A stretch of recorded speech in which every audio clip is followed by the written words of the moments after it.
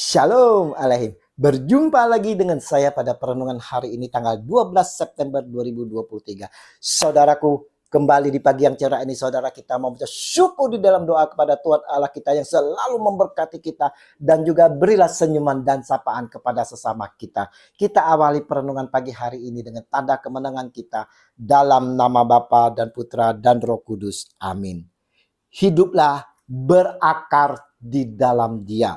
Bacaan liturgi hari ini diambil dari Kolose 2 ayat 6 sampai dengan 15 dan Injil Lukas 6 ayat 12 sampai dengan 19. Saudaraku, tidak sedikit dari kita yang telah menerima Kristus dan dibaptis, hidupnya tidak mencerminkan kekristenan saudara. Hidup kita justru jauh dari Tuhan Yesus yang kita imani.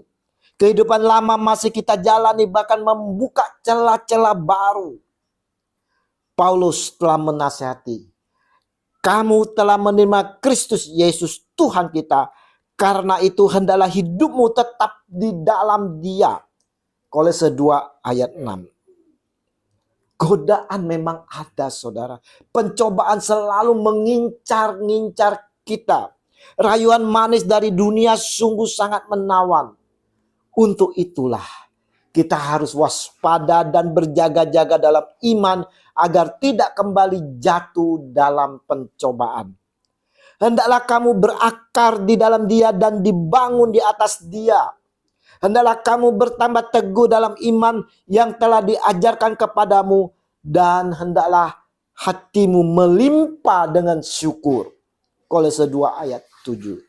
Kuatkanlah iman kita di dalam Dia yang telah menebus, membebaskan kita dengan mengorbankan nyawanya, Tuhan kita Yesus Kristus.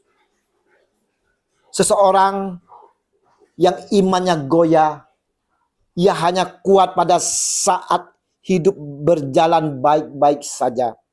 Namun saudara, ketika kemalangan, penderitaan dan duka cita menimpanya, ia mulai goyah, terombang-ambing. Iman yang terus-menerus goyah ini bisa menyebabkan orang itu tidak lagi mempercayai hidupnya kepada Tuhan. Ia tidak segan-segan meninggalkan imannya. Bahkan dia akan marah kepada Tuhan. Kenapa ini harus terjadi Tuhan? Di mana Engkau Tuhan? Tidak pedulikah Engkau dalam kehidupanku? Bacaan pertama yang ditulis Paulus menyatakan kehidupan kekristenan dalam pentingnya memiliki keteguhan iman dan dalam kehidupan yang serba tak menentu ini. Saya ulangi saudara, betapa pentingnya memiliki keteguhan iman dalam kehidupan yang serba tak menentu ini. Keteguhan iman ini harus selalu dipelihara.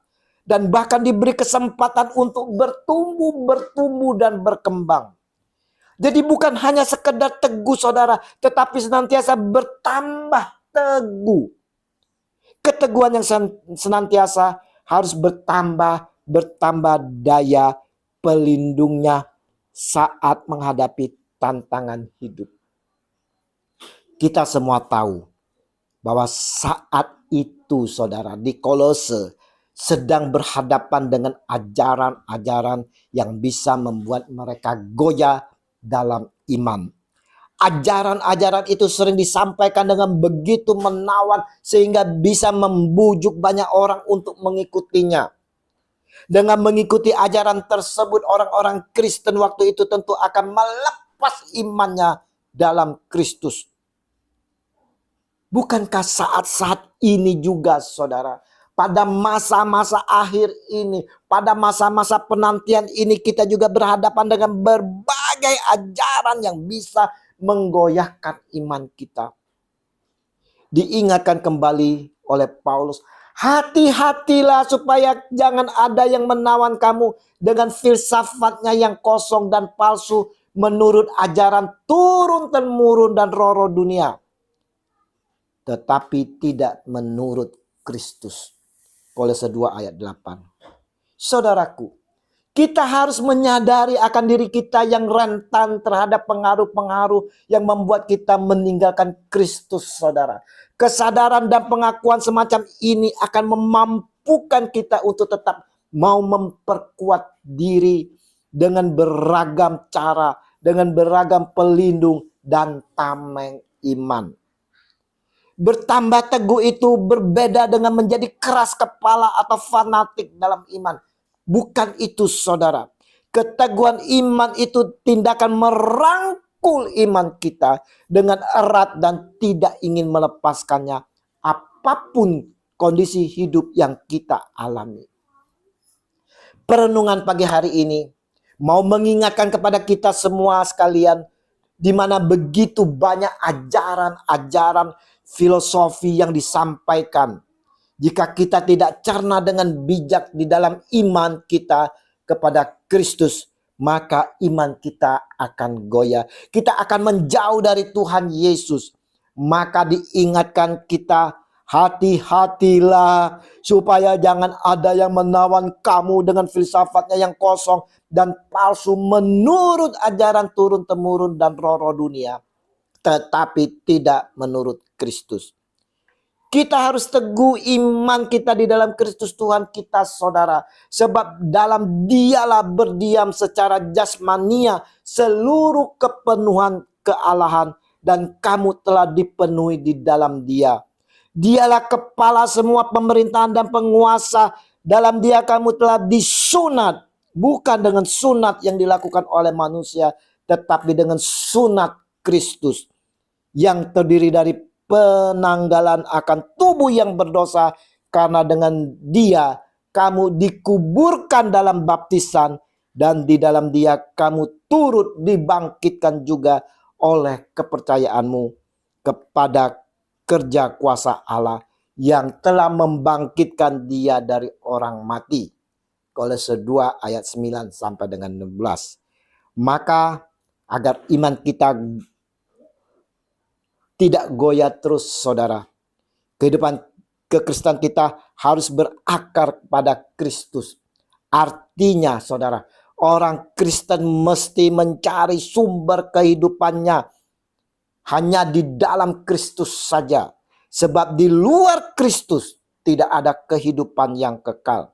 Di luar Kristus pula hidup orang Kristen tidak bermanfaat apa-apa bagi sesamanya dan dunia ini. Kehidupan kekristenan, saudara, haruslah memiliki keteguhan iman dalam Kristus dan hati melimpah dengan bersyukur. Artinya, orang Kristen hanya bisa memiliki iman yang teguh apabila mengenal Kristus dengan benar. Orang Kristen harus tetap maju melangkah walau melewati badai kesulitan demi kesulitan. Orang Kristen harus melewati penderitaan yang hebat ketika akar-akar lamanya dipangkas. Setelah itu dia mesti berjuang melewati situasi dan suasana yang baru. Namun, saudaraku, setelah melewati itu semua, akar baru akan tumbuh di dalam Kristus, saudara. Dan kehidupan kekal pun akan diperoleh oleh kita. Kehidupan Kristenan haruslah berhati-hati terhadap berbagai ajaran yang dapat menyesatkan dan menggoyahkan iman kita, saudara. Mari kita mau memperhatikan dan meresponi apa yang dinasehati oleh Paulus hari ini kepada kita sekalian.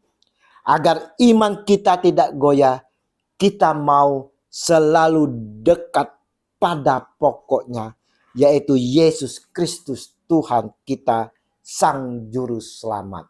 Amin. Dalam nama Bapa dan Putra dan Roh Kudus. Amin. Shalom alaikum.